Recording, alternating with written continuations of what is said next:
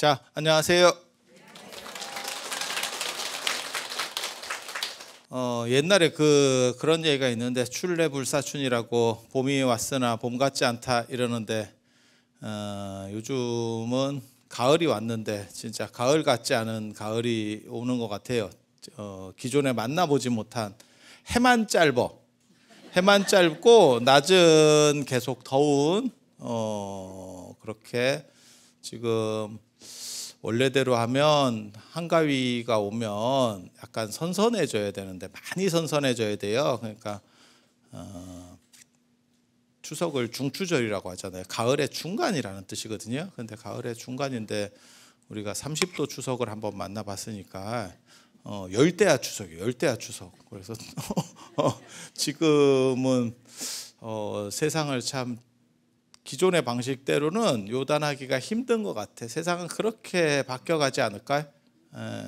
그래서 이게 지금만 이렇게 바뀌었겠어요? 지금은 계절이 바뀌는 거고, 시대라고 하는 것은 원래 중국에 그런 얘기 있는데 장강에 양자강에 뒷물결이 앞물결을 밀어내듯이, 그러니까 바다에 가면 파도가 뒷파도가 앞파도를 밀어낸대. 그러면 집채만한 파도들이 이렇게 오다가도 결국은 다 모래톱에 부딪혀서 다 쓰러지고 또 뒤에 게 또 밀고 오고 이렇게 간대. 이렇게 세상은 끊임없이 변해간대. 그래서 불교에서도 사실은 그런 식의 변화들이 존재해요. 그게 대승불교라고 하는 거죠. 이제 동아시아는 대승불교 쪽이니까. 저 남방은 소승불교라고 하면 짜증내는데 부파불교고 소승불교예요. 부파불교를 다른 말로 대승불교에서는 소승불교라고 했었어요. 그리고 그 소승불교 중에서 분별설부라는 파입니다. 그러니까 소승불교도 파가 여러 개가 있어요. 대승불교도 파가 여러 개가 있었는데 그 여러 개의 파들이 가지고 있었던 경전이 사실은 큰 경전들이에요. 큰 경전이라고 꼽으면 뭐가 있냐면 화엄경, 법화경, 열반경, 반야경, 그 다음에 서북인도의 정토경전이 극락 얘기하는 그쪽이에요. 그리고 이런 종교들이 나중에는 좀씩 또 섞입니다. 원래 세면 좀씩 서로 간에 이렇게 영향을 주고받아요. 그러니까 조선시대 때 원래는 이 한반도에 불교가 더 강력했었다가 나중에 이제 유교가 조선시대 때 유교가 굉장히 강력해지잖아요. 그러면 섞이죠. 서로 문화들이 좀씩 섞여 들어가. 그래서 유교로 들어간 불교 문화 중에서 제일 영향력이 강력한 건 향 피우는 거. 향이 인도에서 출발한 정도가 아니고 이집트에서부터 출발한 거예요. 이집트에서 출발해서 인도까지 왔다가 인도에서 다시 한번 번성을 하고 그 다음에 중국으로 넘어온 문화예요. 그러니까 연원이 진짜 무지하게 깊은 게 향문화입니다. 부처님보다도 훨씬 더 옛날 문화예요. 그리고 향문화라고 하는 거는 원래 더운 지역 문화예요. 더운 지역이 냄새 날 일이 많으니까 향 쓸 일도 많아요. 추운 지역은 상대적으로 냄새가 덜 나. 그래서 지금 우리가 쓰는 저런 향을 선향이라고 하는 거고, 그러니까 선 같다고, 이렇게 실 같다고, 실. 예, 그래서 선향이라고 하는 거고, 저런 향 말고도 향이 종류가 많은데, 예전에 우리나라 조선이라든지 안 그러면 중국에서는 여자들은 향랑이라는 걸 차고 다녔어요. 향주머니. 예, 그렇게. 그리고 동아시아는 그렇게 했었고, 인도나 저런 더운 쪽은 뭘 가지고 다니냐면 향유를 몸에 바릅니다. 예, 기름. 향수가 아니고 향유를 써요. 왜 그렇게 쓸까? 왜 기름을 쓸까? 아니, 냄새는 뭐 향수도 나요. 향수도 나. 향수를 쓰면 거기는 더워서 금방 증발을 해. 그래서 그거를 향유로다가 기름으로 이렇게 도포를 합니다. 그리고 그게 이제 요즘은 어디에 남아 있냐면 요가 같은 거 할 때 그런 아로마 향 같은 걸 피우고 뭐 이런 것들을 하죠. 그래서 그 이제 더운 쪽 그래서 냄새가 많이 나니까 더 강력하게 하는 거고. 그래서 그게 불교를 타고 중국까지 넘어온, 그리고 유교에서도 가장 중요한 의식입니다. 모든 제사 의식 첫머리가 분향이에요. 그래서 제가 향을 꼭 사르지 않으면 사실 저게 기도 감흥이 잘 안 된다라는 얘기를 하는데, 그 말은 근거가 있는 얘기예요. 굉장히 중요한 얘기예요, 사실은. 그래서 유교로 들어온 불교 문화 중에서 향이 있고, 또 하나가 뭐냐면 절. 여러분들이 절하는 게 그게 불교, 그건 인도 예법입니다. 여러분이 절하는 게 인도 예법이에요. 그래서 그걸 이제 오체투지라고 하는 거고, 그게 중국으로 넘어와서 지금 절하는 방식들이 만들어진 거고, 요거 말고 한 가지 들어왔다가 막힌 것도 있어요. 그게 인도나 동남아 사람들의 앉는 방식이에요. 이렇게 지금 여러분이 앉는 거는 저 중국식 사람들이 더 많이 앉는 방식이고, 어떤 방식으로 앉냐면 저 더운 지역 사람들은 옆으로 앉아요. 옆으로, 다리를 옆으로, 양옆으로. 여자들이 저렇게 어렸을 때 많이 앉거든요. 그 자세가 있어요. 근데 저렇게 앉는 자세를 저게 방정하지 못하다고 본 거예요. 양쪽이 좌우 대칭이 아니기 때문에 조금 이렇게 삐뚤음하다라고 봐서 그거는 수용이 안 됐어요. 그런 이야기들이 어디 나오냐면 홍명집이라는 책에 보면 나와요. 다 그런 자질구레한 얘기까지 다 들어 있어요. 자질구레한 얘기까지. 그리고 그렇게 앉은 상태에서 거기서 막바로 엎드려서 절하는 방식도 있어요. 그 다리를 옆으로 해가지고 그냥 이렇게 뉘어서 절을 해. 그거 굉장히 재밌거든. 그런 거를 여우가 웅크리고 있다 이렇게 얘기해. 중국 사람들이 처음 봤을 때 그렇게 얘기를 했다니까. 여우가 웅크린 것 같다. 그래서 저거는 별로 좋지 않다라고 하는 거고, 중국 사람들 예법은 이렇게 손을 마주 잡는 거예요. 그게 읍한다라고 하는 거예요. 읍한다, 읍한다, 길게 읍한다 이렇게 나오는 거고. 그래서 유교 안으로 들어간 불교 문화라고 하면 절하고 향이 제일 대표적이에요. 그래서 제가 그 얘기 하는데, 유교는 절하는 방식이 불교랑 좀 달라서, 불교는 손을 벌리고 그 다음에 손을 이렇게 뒤집어 올리는데, 유교는 손을 겹치락 한다더라. 유교계 100% 잘못된 거예요. 잘못된 거예요. 왜? 원판이 인도 거기 때문에. 그래서 절하는 거는 불교계 무조건 맞다라고 생각하면 되고, 불교 안으로도 유교 문화가 들어온 게 있어요. 그거는 제를 지낼 때, 그게 제가 재개한다라고 하는 뜻이거든요. 목욕재개입니다. 불교의 49제 천도제는 목욕재개를 하는 거예요. 그래서 몸과 마음가짐을 바로 한다. 몸과 마음가짐을 바로 한다. 그런데 그게 하필 또 제사의 제자랑 발음만 똑같아요. 한자도 다르고 한글도 다릅니다. 49제는 밖으로 제자예요. 밖으로 제자, 이렇게 제자를 한글로 쓸 때도, 제사는 안으로 제자예요. 그러니까 글자가 완전히 다른 글자예요. 근데 발음만 같아. 그게 뭐하고 똑같으냐면 예전에 그거 했었잖아요. 눈에 눈이 들어가니 눈물인가 눈물인가. 그거 기억 안 나요? 그 발음은 똑같은데 사실은 길이 차이가 있죠. 길이 차이가 있죠. 그래서 눈에 눈이 들어가면 눈물인가 눈물인가 이렇게. 그러니까 내리는 눈은 발음이 좀 긴 발음이고, 옛날엔 그랬대. 지금은 뭐 내리는 눈이나 이 눈이나 똑같은 눈인데, 옛날에는 내리는 눈은 긴 발음이고 이 눈은 짧은 발음이에요. 근데 이런 것들을 구분하지 않았으면, 똑같은 지시하는 게 똑같은 발음이 돼버리면 혼란스럽습니다. 그러니까 예전에는 달랐는데 살다 보니 점점 같아진 거예요. 분명히 처음에는 달랐을 거야. 안 그러면 헷갈려서 안 돼.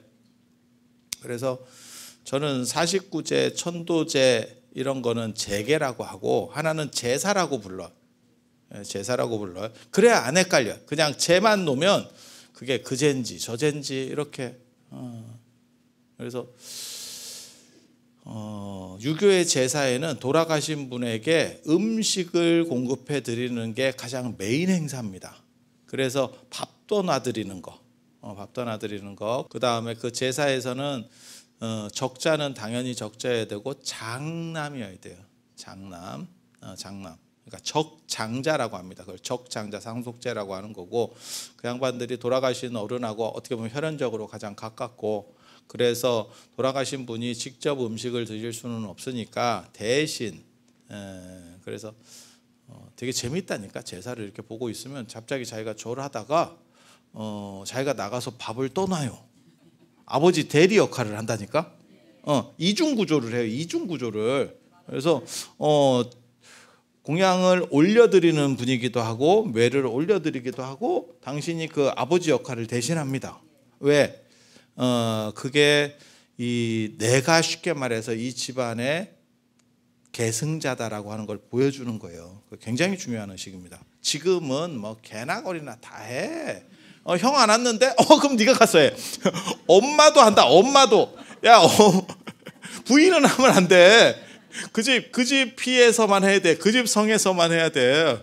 그래서 얼마 전에 그 49제를 하나 지냈는데, 그때도 뭔 얘기가 있냐면, 이제 바깥 어른이 또 먼저, 대부분 특별하지 않으면 남성분이 먼저 돌아가십니다. 그렇지 않을까? 그렇다 보니까 이제 바깥 어른이 먼저 돌아가시는 경우들이 많고, 이제 어른들이 이제 보살님들 같은 경우는 한 어떤 분은 뭐 한 10년도 더 오래 사시고 뭐 이런 분들도 있어. 그러니까 이제 부인이 있으니까 부인 이름으로 제를 올려야 되냐? 아들 이름으로 올려야 되냐? 근데 아들은 또 바빠서 그걸 또 다 참석하기가 어려워요. 세상이라는 게. 그렇지 않아? 부인은 특별히 이제 연세 드시고 뭐 이런 분들은 특별히 일 없으면 계속 올 수 있는 거고, 아들은 휴가 내서 와야 되고. 아니 그렇잖아. 그러니까 그럼 부인 이름으로 하면 안 돼요? 이게 참 알딸딸합니다. 저도 이런 거 질문 받을 때 참 어려워요. 근데 저는 그냥 아들 이름으로 하고 못 오더라도 그냥 보살님이 하세요, 이렇게 얘기는 했어. 이유는 뭐냐면 원래 유교적으로는 무조건 아들 이름이에요. 근데 불교는 사실은 불교의 49제나 이런 거는 재개하는 거기 때문에 꼭 그렇게 안 해도 돼. 그러니까 원칙만 그냥 그렇게 세워놓고, 그거는, 그러니까는 49제나 이런 거는 돌아가신 분에게 부처님 경전을 읽어드리는 게 포인트예요. 그러니까 돌아가신 분을 청해 모셔서 부처님 가르침을 한 대목 읽어드리고 그 다음에 뭐 하는 거냐면 나무 한미탑을 연불 합니다. 그래서 좋은 곳으로 잘 가실 수 있도록. 그래서 돌아가신 분이 이렇게 각성하게 이렇게 하는 게 기본이거든요. 그런데도 보면 그 앞에 경전 읽어주기 전에 밥 먹는 시간이 있습니다. 49제나 이런 것도 보면, 그리고 재물도 되게 많이 쌓아놓고, 저는 개인적으로 그걸 그렇게 많이 안 싸도 된다라고 생각하는 사람인데, 왜냐하면 음식을 공급해 주는 거는 유교식이고, 유교에서는 돌아가신 뒤에도 사후세가 딱히 없어요. 그래서 우리랑 같이 살아. 그러니까 제실이나 사당이나 이런 데서 같이 살아. 그리고 없으면 우리 주변에 어딘가에 있는 거예요. 잘 안 보여서 그런 거지. 그래서 위패를 써놓고 이렇게 그 자리에서 그렇다 보니까 같은 공간에 살기 때문에 음식을 공급해 주는 거예요. 다른 세계 속에 있으면 음식이 필요가 없습니다. 사실 생각해 보면. 그리고 언제까지 그게 필요하다고 생각하냐면 그쪽으로 넘어간 뒤에 적응 기간이 있어야 된대요. 그래서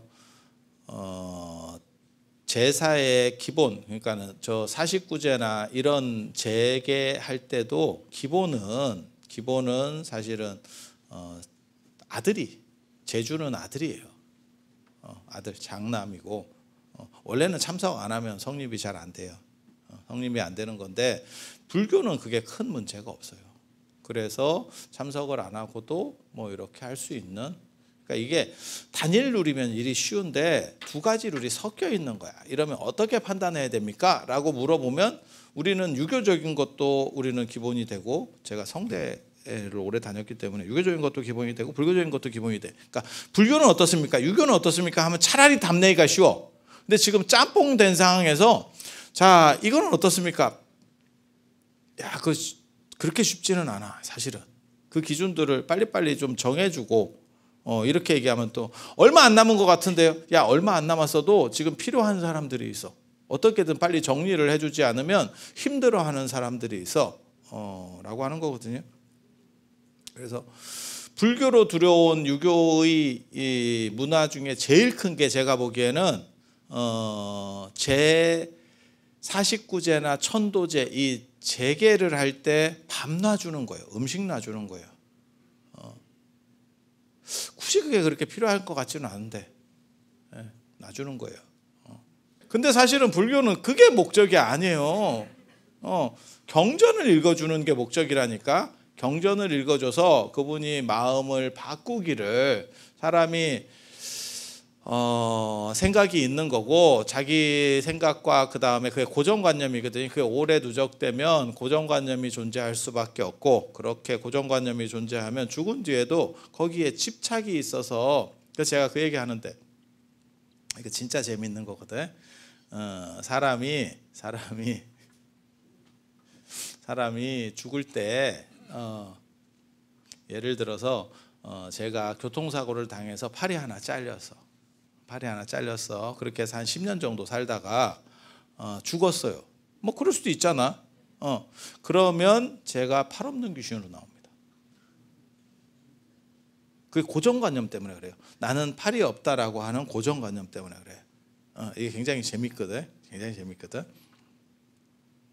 만약에 제가 교통사고를 당해서 즉사하는 상황이에요. 그런데 내가 팔이 갈렸어. 그래, 팔이 잘렸어 하나. 교통사고를 당해서. 인지하지 못하고 죽잖아요.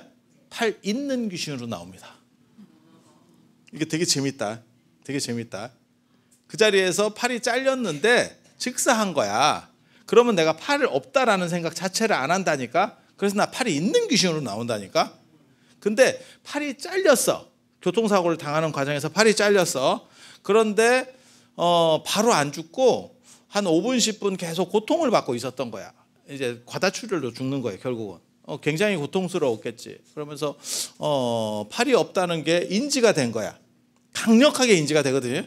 야, 잘려봐. 강력하게 인지가 돼. 인간이면. 그렇게 해서 죽게 되잖아요. 그러면 팔 없었던 시간은 5분밖에 없어. 팔 없는 귀신으로 나옵니다. 그리고 계속 고통 속에서 힘들어해. 그러니까 이게 뭘 얘기하는 거냐면 고정관념에 대한 얘기예요. 나는 죽을 때 고통을 당했다라고 하는 그 생각이 나를 지배하고 있는 거예요, 사실은. 그래서 그런 거 천도할 때는 어떻게 하는 거냐면, 너는 죽었으니까 고통받을 게 없어. 지금 너의 상황은 고통의 상황이 아니야 라고 계속 반복적으로 얘기해 주는 게 천도의 기본 틀입니다. 그렇게 해서 걔가 응어리진 생각이 풀어지면 사실은 되돌아가요. 그 고통으로부터 벗어난다니까. 그거 어디서 볼 수 있냐면 장화홍련입니다. 장화홍련전에 보면 딱 그런 거예요. 그 자기를 죽였던 뭐 사람들을 징벌하는 게 그렇게 중요하냐? 징벌한다고 상황이 바뀌는 건 없어요. 근데 징벌됐어 라고 하니까 걔네가 끝나는 거죠. 그 원이 풀어지는 거죠. 그래서 이게 되게 재밌어. 팔 잘린 거는 둘째치고 여러분들이 경험할 수 있는 걸 얘기해 주면 혹시 돌아가신 어른들이 꿈에 나와요? 가끔? 돌아가신 지 오래되지 않았으면 거의 마지막 모습들로 나옵니다. 그러니까 연세 드신 모습으로 나온다니까. 그리고 돌아가신 지 오래됐잖아. 약간씩 이게 바뀌어요. 얼굴이 바뀌어요. 약간씩 젊어진다니까. 그러니까 그게 뭐하고 똑같은 거냐면, 여러분도 똑같은 생각을 사실은 하고 있는 거예요. 부모님 하면 떠오르는 이미지 중에서 젊었을 때 이미지가 먼저 떠오르는 분 있어요? 내 부모님을 생각할 때 젊었을 때 기억도 있어요, 분명히. 왜냐하면 수십 년을 같이 살아왔잖아. 아니, 맞잖아. 그럼 젊었을 때 리즈 시절 잘 나가던 때 부모님들도 있어. 그런데 대부분 맨 끝은 아니더라도 연세 드셨을 때가 기억이 날 거예요. 연세 드셨을 때 어느 정도 이상. 그리고 그 어른인도 돌아가실 때 보통 사람이 거울 같은 걸 보면서 이게 나다라고 생각을 하거든. 그게 뭔지는 잘 모르겠는데 아무튼 그게 나다라고 계속 생각하기 때문에 죽은 뒤에도 그 모습이 유지돼. 관절염이 있잖아요. 귀신이 다리 아프다. 안진뱅이 귀신도 있어. 되게 재밌어. 그게 이제 연세 드셔가지고 연세 드시면 무릎들이 다 안 좋거든. 그렇지 않을까? 그러다가 이제 잘못된 선택을 하는 경우도 있습니다. 다니면 무릎이 아픈 거야. 그러니까 어떻게 되냐면 그냥 앉아 있고 TV나 보고 이제 약간씩 방 안에서 이제 뱅뱅뱅 돌기 시작하는 거지. 왜냐하면 다리가 아프니까. 이해가 되거든요. 운동을 하는 게 아니고. 근데 이게 무릎은 가고 있는데 입은 살아 있지. 그러니까 뭘 자꾸 주워 먹어요. 그러면 어떻게 되냐면 점점 안 좋아진다. 몸은 불고 무릎은 하중이 아무래도 더 나가니까 더 안 좋아지는 거야. 이게 반복돼. 그러면 나중에는 안진뱅이는 아닌데 거동이 진짜 많이 불편해져요. 아니, 주변에 있어. 찾아봐. 주변에 있어. 여러분이 여기까지 오셨을 정도면 아직은 괜찮은 거예요. 있어. 그리고 요즘 먹을 게 너무 많잖아. 그리고 자꾸 그 밥 먹어야 된다는 생각 좀 그만해. 배만 채우면 되지. 자꾸 주워 먹어놓고 나중에 무슨 생각하냐면 밥을 안 먹었네. 이래갖고 밥은 밥대로 먹고 주워 먹는 게 밥보다 에너지가 더 많다니까. 밥만 안 먹었으면 자기는 지금 살이 빠진다고 생각해. 그거 아니야. 그렇게 생각하면 절대 안 돼. 그냥 뭐라도 주워 먹으면 밥 먹은 거하고 퉁 이렇게 계산을 하는 버릇을 들여야 돼요. 그게 살이 덜 찌는 방식입니다. 근데 여러분 어렸을 때만 하더라도 먹을 게 궁하니까 뭐가 있냐면 내가 진짜 그 무식한 얘기들 어렸을 때 어른들이 그런 말씀 많이 하셨어. 밥배 따로 있고 술배 따로 있고 간식은 따로고 무슨 위가 뭐 여러 개로 쪼개져 있냐. 근데 그때는 궁핍하고 먹을 게 없으니까 이걸 먹고도 또 먹을 게 생기면 퍼뜩 먹어야 돼. 밥 먹고라도 떡 주면 떡이라도 먹어야 돼. 그래갖고 왜 너는 떡을 먹어? 떡배는 따로. 뭐 이런 아니 쓸데없는 얘기들이 있었잖아. 근데 그 생각이 진짜 안 좋은 생각이라니까. 지금 현대에서는 뭐든 먹으면 끝이라는 생각으로 바꿔야 돼요. 바꿔야 돼. 모든 음식을 차려진 걸 내 앞에 온 걸 다 먹어야 된다는 생각을 바꿔야 된다. 그럼 음식물 쓰레기가 나오고 이러면 안 좋은 거 아닙니까? 음식물 쓰레기가 나와야 준비하는 사람이 적게 준비하게 된다. 다 먹어버릇하면 준비하는 사람 입장에서는 계속 그 양을 준비해야 돼. 계속 준비해야 돼. 그리고 또 뭐가 있냐면 음식물 쓰레기 버려서 처리하는 비용도 굉장히 많겠지만 그거보다도 국민 건강이 안 좋아져서 건강보험으로 들어가는 돈이 훨씬 많을 겁니다. 아니 실제로 그럴 거라니까. 그러니까 그냥 버리고 여러분들이 건강한 게 나아. 건강한 게 나아. 그리고 몇 번만 버리면 식당도 그럴 거고 다 마찬가지예요. 양 자체를 줄여버린다니까. 계속 쓰레기로 나오면 가정주부도 마찬가지예요. 자식이 다 먹잖아. 못 줄여요. 못 줄여. 그걸 어떻게 줄여? 게다가 우리나라는 음식이 약간 남아야지 약간 먹었는데 조금 아쉽네요. 이런 거는 또 정서적으로 또 안 맞거든. 준비하는 사람 입장에서는 그거 굉장히 스트레스 받는 거예요. 그래서 버릴 수 있으면 그냥 버리는 것도 괜찮다. 내가 그거를 스님이 돼서 얘기했다고 욕 많이 먹었는데 현대 사회에서는 그게 맞아요. 억지로 먹는 마지막 숨 넘어가면서 먹는 그게 살이거든. 야, 그게 살이다. 멈출 수 있을 때 멈춰야 되는데 이거 지금 다 먹고 칩시다. 한 2개씩만 더. 죽겠는데요. 그래도 2개는 먹을 수 있어. 이래갖고 먹으면 그 다음에 사람이 어떻게 되냐면 퍼져가지고 이거 차 빠져 있어요. 또 움직이지를 못해. 꽉 차가지고. 그래서 시대가 지금은 어떻게 보면 그런 거를 버리고라도 건강하게 잘 사는 게 좋아요. 예, 건강하게 잘 사시는 게 좋고, 그리고 음식을 그렇게 절에서 많이 제수용품을 괴는 게 맞는지도 잘 모르겠어요. 저 티벳이나 이런 데서 그 버페 같은 거 하고 이러면 거기는 이런 거 상대적으로 굉장히 적습니다. 굉장히 소략합니다. 왜냐하면 상징적으로만 딱 놓는 거야. 상징적으로만. 그래서 그릇 자체도 작아. 우리는 그릇도 더럽게 크고, 그거 쌓는 거 진짜 우리 행자 때도 그거 쌌었거든. 이렇게 쌓거든, 이렇게. 그리고 그렇게 쌓아놓으면, 그냥 과자도 저 같은 경우는 까서 쌓지 말라 그러거든. 그러면 남 줄 수도 없어, 사실. 요즘은 그렇게 까서 눅눅해지고 이렇게 올려가 있다가 헐어가지고 이렇게 서로 깨져 있고 이러면 그거 먹냐? 먹는 시절도 아니요. 그냥 봉다리채 들어있으면 죽이라도 좋아. 사람이. 시절이 그런 건데 지금. 예전에는 먹을 게 없으니까 그렇게라도 있고 뭐 한 것도 다 싸갔었어. 예전에 보면. 그래서 그렇게 바뀌는 거지요. 그래서 불교 안으로 들어온 유교 문화 중에서 가장 대표적인 게 그렇게 밤낮주는 문화. 제 지낼 때. 그런데 불교의 제는 밤낮주는 게 아니에요. 밥이 목적이 아니에요. 그분이 생각을 각성하는 거지. 그래서 내가 죽은 사람이고 그렇기 때문에 집착이 없이 평안하게 움직일 수 있게.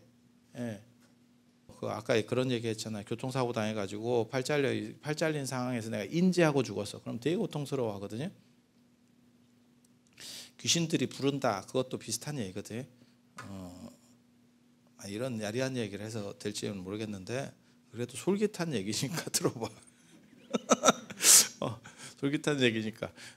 제가 예를 들어서 교통사고가 나서 내가 죽는데 직사를 한 게 아니고 한 5분 정도 텀이 있었던 거야. 근데 나는 너무 고통스러웠는데 주변에 사람들이 이제 도와주러 이제 오는데 그것도 한 5분 이상 걸리거든요. 아무리 빨리 와도. 아니 그럴 거 아니에요. 그러다가 자기는 죽은 거예요. 근데 너무 고통스러워서 자기가 죽은 걸 몰라. 그러면 귀신이 거기 붙어 있어요.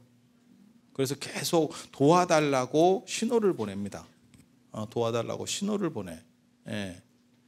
그게 그러니까 자기 시체는 이미 실려서 나간 거예요. 구급차로 다 나간 거예요. 근데 거기에 자신은 고통스럽다는 생각 때문에 그 판단을 못하고 거기에 눌러붙어 가지고 계속 주변에 지나가는 사람한테 도와달라 그래. 내가 아픈데 너희들이 왜 아무 조치를 안 취하고 그냥 지나가니? 이러면서 계속 도와달라 그래. 보통 경우에는 그게 안 보입니다. 그 사람이 그런 행동을 하는 게 귀신이니까. 그런데 특수한 경우나 특수한 사람들은 그게 보이는 거예요. 그리고 멍 때리는 사람은 그에 영향을 받아요. 그러면 뭐가 있냐면 이제 귀신이 땡긴다. 옛날에 물귀신이 뭐 땡겨온다는 둥, 뭐 길에서 누가 뭐 귀신이 부른다는 둥, 그래서 뭐 사고 나는 데서는 계속 사고 난다는 둥, 그런 소리들이 사실은 그런 것과 관련해서 있거든요. 근데 저거를 어떻게 처리하는 거냐면 가서 제주에 있는 사람이 가서 너는 죽었기 때문에 고통받을 게 없어. 네가 고통이라고 하는 게 사실은 다 그거는 네가 집착하고 있는 환상일 뿐이야 라는 부분만 명확하게 처리해 주면 끝납니다. 경기가. 경기가 끝납니다. 그래요? 이러면서 가는 거야. 나 아픈 줄 알았네. 너 아픈 거 아니라니까. 야, 너 지금 너 상태가 몸이 있는 게 아니기 때문에 아픈 거 아니야. 너 지금 생각 속에 잡혀 있는 거야. 이렇게 하면 끝나는 거예요. 그리고 절에서 49제나 천도제 할 때는 그거를 반복적으로 경전 같은 거를 읽어줘요. 그 경전 중에서 가장 대표적인 게 금강경이잖아. 그죠? 그러니까 그게 어떻게 보면 집착을 여의라는 얘기예요. 집착을 여의라는 얘기예요. 그래서 그 경전을 읽어주고, 근데 또 이제 막상 한글로 읽어주면 될 건데 또 한문으로 읽어주고, 그래서 저한테도 그런 사람이 있었다니까. 저희 아버지가 한문을 모르는데 한문으로 읽어도 될까요? 아버지가 알아들으실 수 있을까요? 귀신같이 알아들어요. 귀신같이 알아들어요. 귀신은 정확하게는 그 경전의 내용을 보는 게 아니고 그 느낌을 봐요. 그 느낌을 봐요. 그러니까 우리도 느낌을 볼 때가 있어요. 내용을 볼 때가 있고 사람 만났을 때 저 사람은 어떨 거야. 그의 느낌을 보는 거예요. 그리고 옆에 사람이 얘기하는 거예요. 저 사람이 저 집 아들내미는 뭐 잘 됐고 뭐 어쩌고 저쩌고 그러면 그 내용에 대한 판단들을 하게 되는 거예요. 근데 맞선 보러 나가면 1분이면 끝난다가 있어요. 1분 안에 되겠다 안 되겠다, 괜찮다 아니다. 그 대부분 느낌입니다. 대부분 느낌. 그래서 그 느낌으로 에너지를 전달받는 거예요. 그래서 그 한문으로 읽어도 큰 차이는 없어. 뭐하고 똑같은 거냐면 노래 들을 때 한국 노래를 들을 때도 있고 어떤 때는 외국 노래를 들을 때도 있어. 하지만 그 노래 가사나 내용을 다 알아서 거기서 감동을 받느냐? 그게 아니고 노래 자체를 듣는 거예요. 노래 자체를 듣는 거예요. 그래서 그렇게 보면 한문으로 해도 큰 문제는 없습니다. 그리고 거기에 경전, 중요한 경전 얘기는 금강경은 읽어주려고 하고 전체를 읽어주려고 하고 나머지는 핵심적인 경전들을 넣어놨어요. 그래서 화엄경 하면 약인종료지 3세일체불 응관법계성 일체유심조. 그게 어떻게 보면 화엄경에서 가장 중요한 구절 중에 하나예요. 그 구절을 넣어서 그 경전 그 대목이 들어가 있어요. 그다음에 열반경 이러면 재행무상 시생멸법 생멸멸이 정멸이락이라고 하는 구절이 제의식문에 들어가 있다니까. 그러니까 전체를 다 해줄 수는 없어. 왜 금강경을 읽는 줄 알아요? 법화경을 읽을 수도 있고 화엄경을 읽을 수도 있는 거 아닙니까? 화엄경 읽으면 사람 죽습니다. 제가 어저께 법화경을 한 권을 전체를 읽었는데 한글로 읽으면 아침 8시에 시작해서 저녁 안 쉬고 계속 한다 그러면 아마 한 5시까지 정도면 끝날 거예요. 근데 중간에 이제 뭐 밥도 먹고 뭐 이러다 보니까 한 7시까지 가거든요. 그러니까 한 10시간 정도, 9시간에서 한 10시간 정도 걸릴 겁니다. 화엄경 읽으면 무슨 일이 벌어질 것 같아요? 법화경은 7권이고 화엄경은 80권이에요. 그러면 귀신이 듣다가 지쳐. 이제 그만했으면 좋겠다. 그만했으면 좋겠다. 내가 알아들어서 갈게. 야, 너무 길다. 그래서 금강경 읽는 거를 고마워해야 돼요. 왜? 금강경이 한 권만 빼서 그런 거예요. 그게 원래 600권 세트입니다. 600권짜리 중에서 하나를 뺀 거예요. 마치 화엄경에서 아까 약인용료지 3세일체불 응관법계성 일체유심조라는 구절을 빼듯이 한 권만 뺀 거예요. 577권. 다 못 읽으니까. 그렇게 해서 아미타경이나 이런 거를 읽는 경우들도 있어요. 근데 그게 굉장히 적습니다. 현실적으로 백중 때도 마찬가지고 다 금강경 읽지 우리 아미타경 읽겠습니다. 거의 없어. 그게 뭐하고 똑같은 거냐면 절에 가보면 대부분이 대웅전이고 뭐 해인사 이런 데 가니까 뭐 적광전이고 뭐 이러던데요. 있어. 몇 군데 없지. 그렇게 생각 안 드셔요? 그렇게 가는 거예요. 그렇게. 그래서 가장 일반적인 거를 기준으로 제가 늘상 얘기하는 거 있잖아요. 손가락이 몇 개요? 5개. 근데 사람이 5개만 있느냐? 4개짜리도 있고 6개짜리도 7개짜리도 있습니다. 몰라. 7개 이상도 있을 거는 같기는 한데 못 봤어. 저는 못 봤어요. 7개까지는 있어. 있어. 있을 수 있잖아. 그러면 사람 손가락은 몇 개입니까? 그러면 4개부터 7개입니다. 이렇게 얘기하는 사람은 없어. 5개입니다. 이렇게 얘기하는 거지. 그래서 그 기준점을 잡아서 얘기를 하는 거예요. 그래서 불교 안으로 들어온 유교 문화도 있고 유교 안으로 들어간 불교 문화도 있고 제가 다른 종교하고 달리 불교가 가장 잘한 일이라고 얘기하면 몇 가지를 들거든요. 그 중에 하나가 신분평등. 신분제를 그러니까는 신분이 낮은 사람이나 높은 사람이나 똑같이 대우를 해줬다. 대우를 해주려고 했다. 정확하게 말하면 그게 지금까지도 유풍으로 남아 있는 게 이 빡입니다. 인도 사람들은 머리 헤어스타일, 쉽게 말해 상투 트는 방식으로 신분이 결정이 돼요. 그래서 밀면 1차적으로는 그게 드러나지 않아. 그게 지금까지 남아 있는 거예요. 이 미는 방식이. 그리고 또 하나가 뭐냐면 여성을 인정해줬다. 여성에게 성직을 부여한, 쉽게 말해서 여성도 똑같이 깨달음을 얻을 수 있고 출가라고 하는 독립적인 것을 부여해준 세계 종교 중에서는 유일한 종교예요. 지금 이슬람교나 기독교도 그렇게 안 돼 있습니다. 그런 종교에서 출발한 게 어떻게 보면 불교인데, 그게 부처님께서 하신 제일 좋은 일 중에 하나인데, 그거를 건명 해가지고 남자는 하늘이고 여자는 땅이고 이따구로 붙여가지고 지금까지 쓰고 있어요. 억장이 무너지고 있는 거야. 그게 아주 안 좋은 게 지금 영향을 주고 있는 거예요. 그래서 제가 이런 거가 잘못됐다, 이거를 빨리 빼버려야 된다 이러니까, 그럼 뭐라고 씁니까? 이렇게 물어보더라고. 부모 자녀 이렇게 써. 네가 동사무소 가서 그렇게 쓰고 있잖아. 그렇게 쓰지. 그럼 뭘 어떻게 쓰는데? 그럼 동사무소 가서 건명 이렇게 써. 빠꾸 맞는다. 가족관계를 쓰시오. 그러면 부모 자녀 조부 조모 이렇게 쓰잖아. 그렇게 쓰면 돼. 그게 평등이에요. 그게 평등. 근데 그거를 지금도 절에서 그런 거를 막 법당보살님이 그렇게 써야 된대. 그건 있을 수가 없는, 지금 현대 사회에서는 있을 수 없는 일이에요.